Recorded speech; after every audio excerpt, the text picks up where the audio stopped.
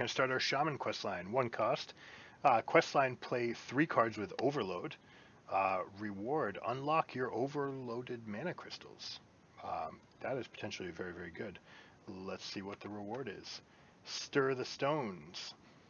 Play 3 more cards with Overload. Reward, summon a 3/3 elemental with Taunt, which is something you definitely want to have in play. To shore up the turns that you're missing, you're getting some tempo back immediately, which is very, very good. Here's your Taunt guy. Quest number 3.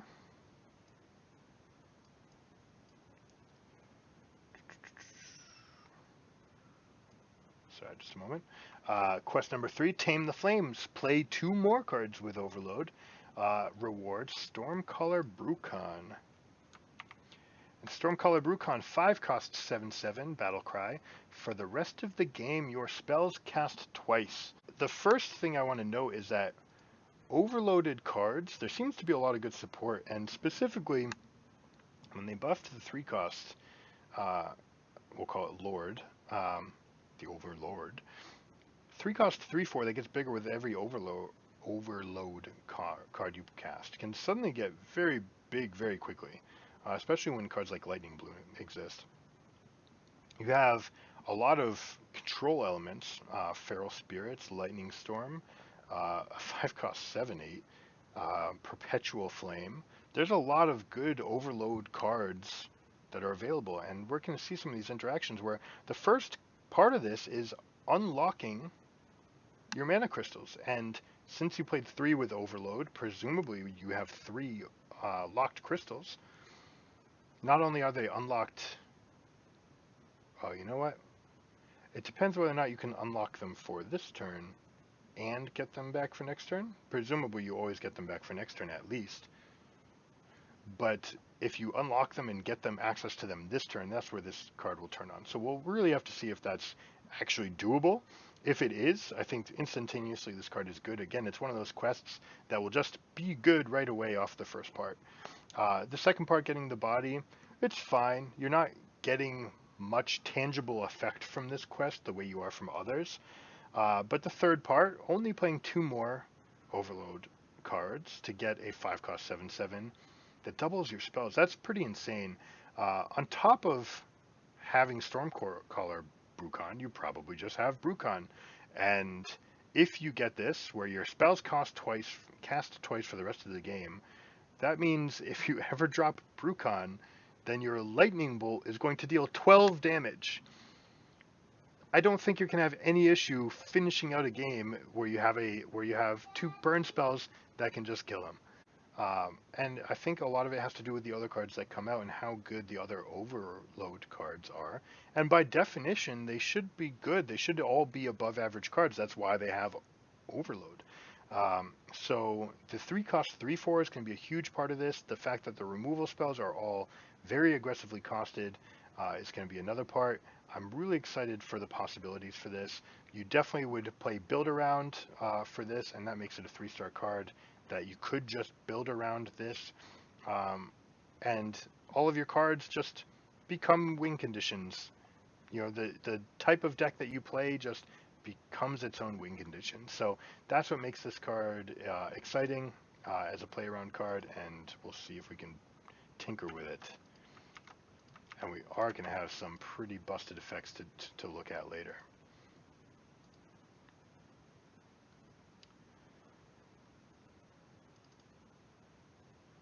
All right, the first card we get to look at is Tiny Toys. This one is sort of a standalone card because of the existence of Bogspine Knuckles. Now, Bogspine Knuckles, 5 cost, 3 attack, 2 durability weapon. Transform all of your minions into ones that cost 1 more. So I think you have to consider that card, especially with Shaman's ability to redundantly draw its weapons when you consider Tiny Toys. If you don't have the weapon, this card is fine.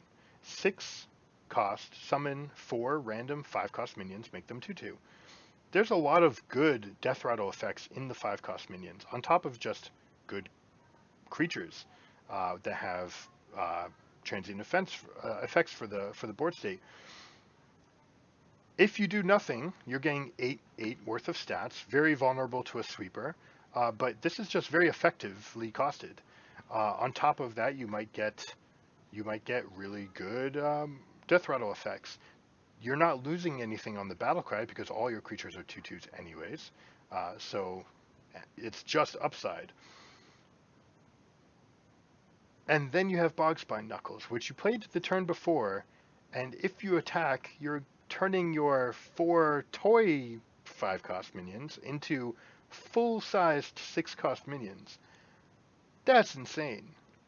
If you pull that synergy off, this card just, breaks the mid-game wide open, where you're suddenly putting 24 cost worth of stats in play, potentially, for an investment of last turn's 5 and this turn's 6. You're doubling your investment, more than doubling, on your 5 and 6. So that makes this a 3-star card. You can do some really broken things with it. It's not going to go in every deck, but it turns Bogspine Knuckles into a deck in and of itself. And that's really exciting to see where it goes. And not just that, but you have Revolve. You can just have other cards that transform these 5s into other ones. In Arena, the stats is what you're looking for. Not very many people will have sweepers, so you're just getting 4 2/2s for 6, and that's fine. This is a good card. On top of that, you might just get some good death rattle effects and board effects. So very solid 3-star card. You're going to play in all your arena decks, and a potential format warping card for a Bogspine Knuckles type list for standard. And speaking of things that are format defining, 2-cost 1/4 Bolner Hammerbeak. 2-cost 1/4, you're happy to play it if you need to on curve. After you play a Battle Cry minion, repeat the first Battle Cry played this turn. Well, so this triggers after you play the Battle Cry minion, which means that you at least are double dipping on that Battle Cry effect. So Primal Dungeoneer, get it twice. That card's insane. Doing it twice makes it that much more insane. If you're getting things like Marsh Spawn triggered, or if you're getting things like the Imprisoned Empress, that's all of these effects are going to be very, very strong. And there's even the potential to put game-ending combos in your deck with Isarge to get back your corrupted cards that will trigger your Battle Cry, and because you're getting them back, you're getting your Isarge effect again, so you're getting more of them back, and then you can just kill your opponent with Corrupted Medic. So that's the end of the Yellow Brick Road, but the fact that it's there means you could just put one copy of each of those cards in your control deck and eventually draw through your deck, and there you go, you have a win condition. You could also create sort of Shutterwalk type loops with this. You can also just play it for value. You can also just play it as a 2-cost 1/4. I think this is going to go in almost every Shaman deck just as is. It's also going to be the sort of card that you can build around, and it's sort of card that can win and end games not by itself, but with the supporting cast around it. This card's absolutely nuts. It's a 4-star Shaman card. In Arena, however, you're not going to reliably get these Battle Cry effects. So most of the time you're looking at a 2-cost 1/4. You're lucky if you get the effect twice, which makes it just a 2-star card. 1-cost Investment Opportunity, draw an Overload card. You could thin your deck, making it very specifically only have 2 cards that you want to hit off this to make it very redundant, or you can use it to fulfill your quest where you're just thinning your deck by 1. You do have to put this in your deck, so you're not putting something else, but 1-cost draw a new card is just a good card. Helps make your deck that much more redundant, and in this case you're getting the overload synergies much quicker. It does not get the 3-cost 3/4, importantly. It also does not have overload, which you wouldn't want it to, but those two things kind of hold it back. So this will be a piece, this will be a cog in the wheel. It's a 2-star card. It's going to be Hmm. It has multiple uses. It's going to be an important card for churning through your deck in Quest Shaman.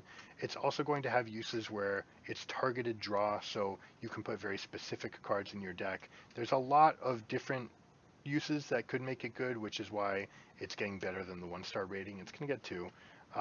In Arena, this card's unplayable. Do not pick it. Next, we have Canal Slogger.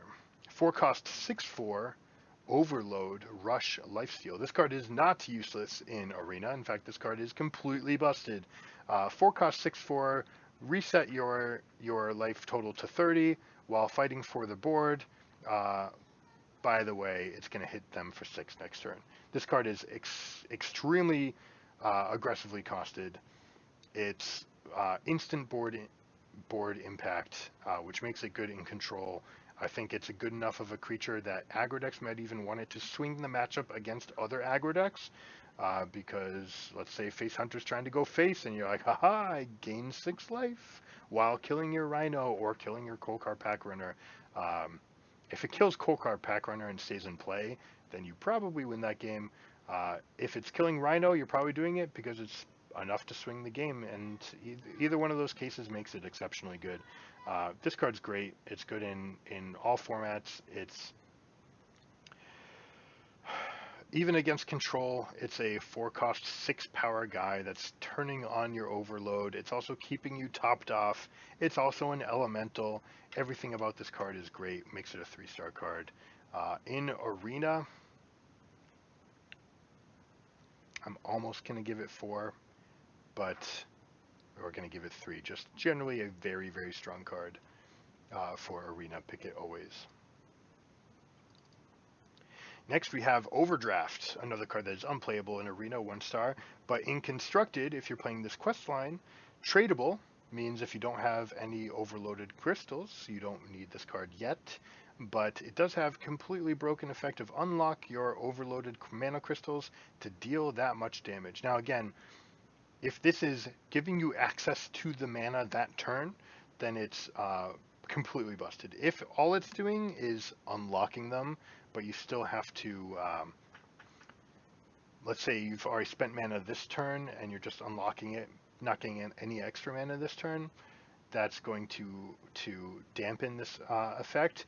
But it's if you are taking your turn, having 3 locked crystals, but you haven't used them, if you can unlock them and use that mana right now, then that effect is good. So a little bit of needing to test this card to see exactly how good it's going to be, but it's an inexpensive way to deal damage to anything, not just creatures, but can also hit face. And if it's not good, you trade it. So that makes this card just very, very solid. It's a role player. It's a very strong role player in the deck that it's in. You need to be playing Overload for it to be good, which is why it's going to be 2 cost. But it's very strong in that deck. In Arena, it's unplayable, 1-star. Next, we have Granite Forgeborn, a 4 cost 4/5 elemental. Battlecry, reduce the cost of elementals in your hand and deck by 1. First off, this is a great Battlecry effect. You're going to have some completely busted late game turns, especially if there's like a Primordial Protector type of deck. But this is just a very steady card, costed well with a good effect that's going to affect you later, and potentially might lend itself to game-breaking end game effects with the legendary that we saw. So this is a very solid card. I'm tempted to give it 3 stars because I think a lot of decks can play it. There's already existing elemental decks. The issue is that those decks are all aggressive, and this, you're not curve topping with this. You don't really care about reducing the cost of your guys later, apart from maybe putting a 6/5 in play on turn 5, or maybe a Lily Pad Lurker plus a Lightning Bolt next turn. But it's more about the exciting options for the extra battle cry combos and synergies, and what happens when all of your elementals in your deck are reduced by 1. There's bound to be something busted, which is why I'm giving it 3 stars. There's a lot of potential in this card. In Arena, however, you're not going to get those synergies. You're just looking at a 4-cost 4/5, which Chillwind Yeti is already a good card, and if this card is any better than that, it makes it a 3-star card. So you're happy to put this in your deck.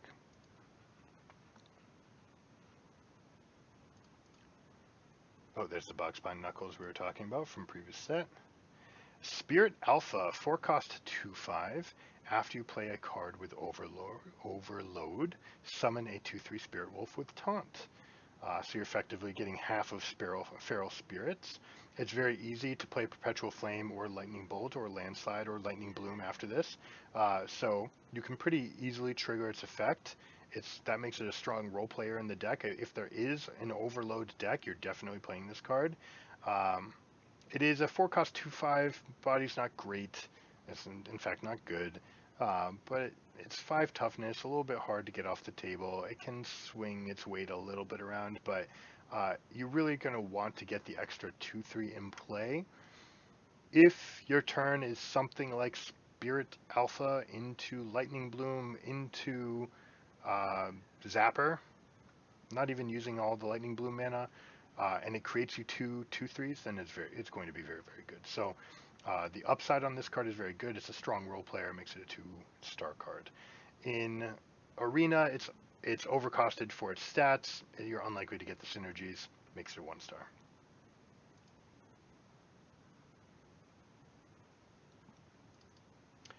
Next, we have Auction House Gavel. Again, looking for redundancy in the weapons with Cage Mage Custodian. Basically doubles the power level of this card. Not doubles, but makes it more redundant. 2-cost weapon with 2 and 2 bad stats, but after your hero attacks, reduce the cost of a Battlecry minion in your hand by 1. This just turns on all sorts of those synergies that we were looking for, not to mention that we can play Gavel on 2 and then play the Elemental on 3, and suddenly all of our Elementals are cheaper. So there could be some insanely good synergies with this card. A lot of these decks, a lot of the existing decks already have Battlecry in play. We've got Cage Mask Custodian, we've got the Menacing Nimbus, we've got Fire Elemental, we've got Lilypad Lurker. So even Kindling, you're just gonna make that cost 0, and then your next Elemental costs less. The fact that this could churn through a deck makes it potentially very, very strong. It is just a role player in that deck. It is 2-star, but if that deck comes alive, it's very, very interesting what it could do.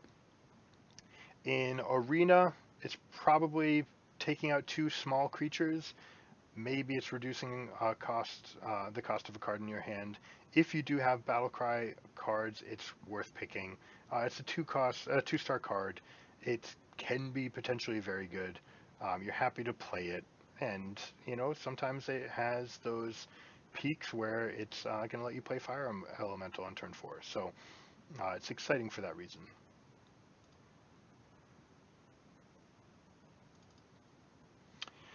Next, we have Charged Call, 3-cost nature spell, which is very important for your Primal Dungeoneers.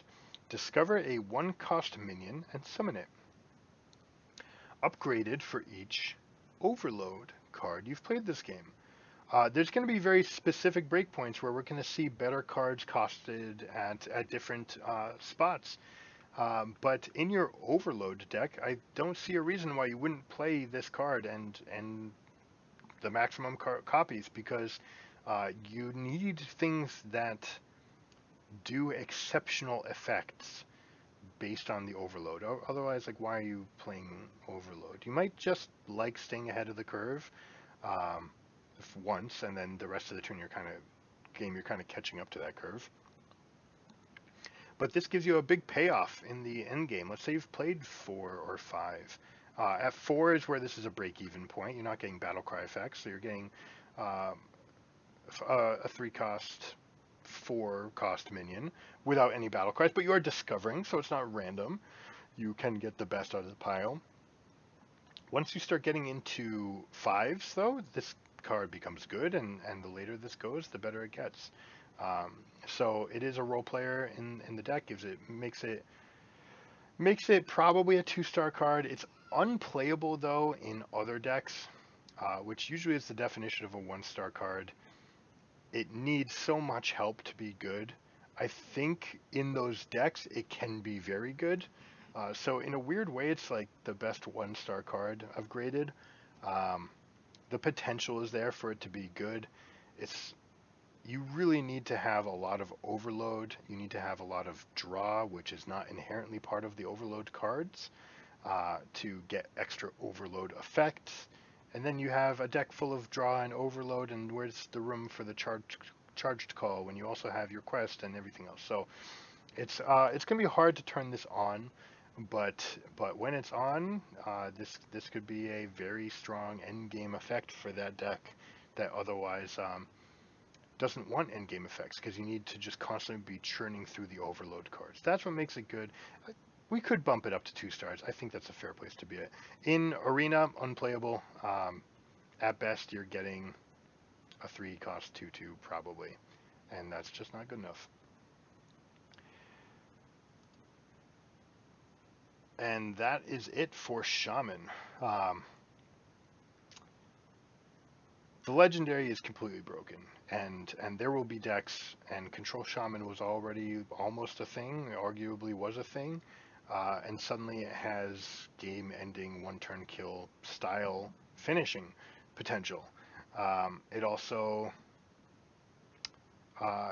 has access to the Overload line, which now has a lot of support, and I think that is probably the place to go with this.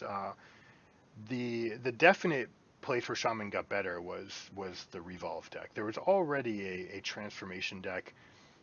You played Derailed Coaster. You just get to add tiny toys into that deck now, and Bogspine Knuckles just got a new best friend. So that's the big winner, the clear big winner.